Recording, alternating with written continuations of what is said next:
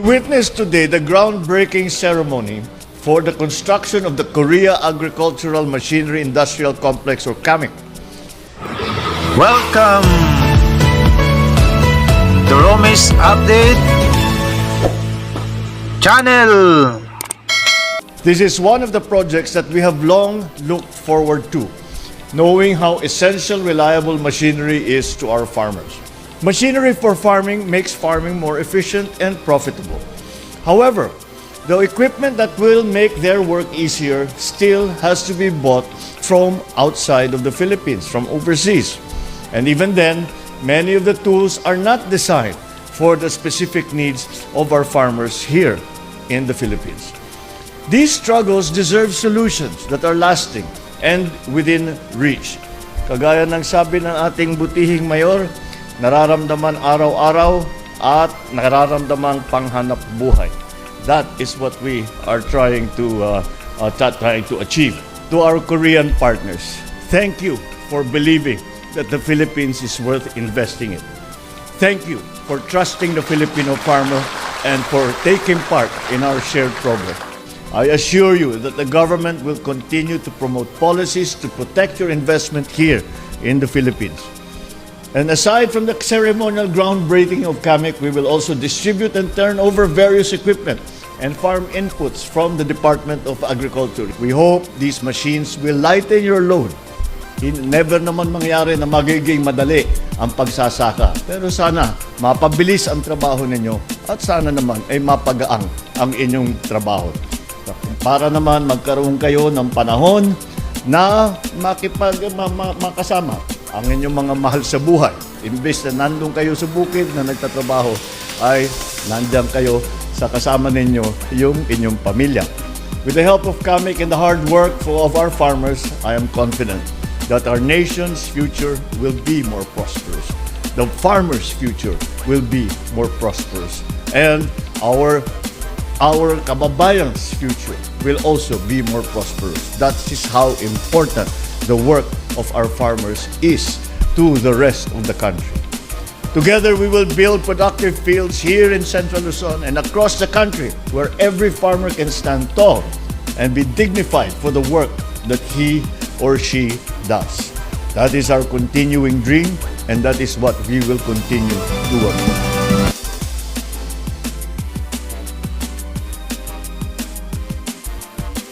Ang DA, kasama na namin ng PhilMec, patuwang ang Kamiko, yung Korea Agri-Machinery Industry Cooperative. Ito yung pinakamalaking asosasyon ng mga agriculture machinery manufacturer sa bansang Korea. Naghahanap na kami ng mga partner LGUs para itayo nga yung kauna-unahang agri-machinery industry complex sa ating bansa. Nagsimula kami sa Batangas, sa Quezon, and eventually nakita natin na reliable partner ang local government unit of Cabanatuan, at nagkaroon na ng MOU pa noong 2018 para sa general implementation. Pero laking pasasalamat natin sa ating Pangulo dahil noong 2023 ganap na naisapinal yung pinal na kolaborasyon sa DA, sa PhilMec, sa Kamiko, katuwang natin ang local government unit of Cabanatuan. Ang PhilMec ay laging iniisip kung anong magagandang facilities o mga ganitong makinarya ang ibigay sa ating mga farmers. At ang nakita nating isa na multi-version yung usage ng mga machines ay itong mga Korean machines.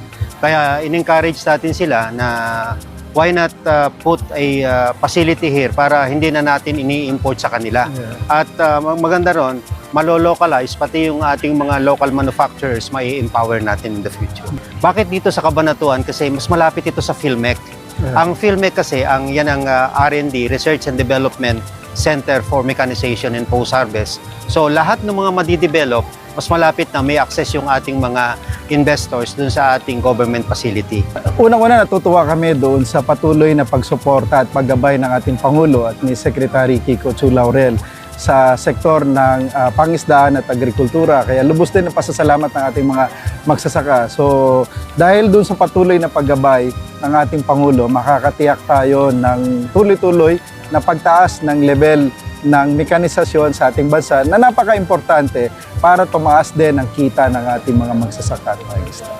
nagpapasalamat kami sa ating Pangulo at naibigay na niya yung hinihiling namin para gumaan naman ang aming pamumuhay, lalong-lalo na matulungan namin ang aming pamilya at sa bayan ng Lupaw.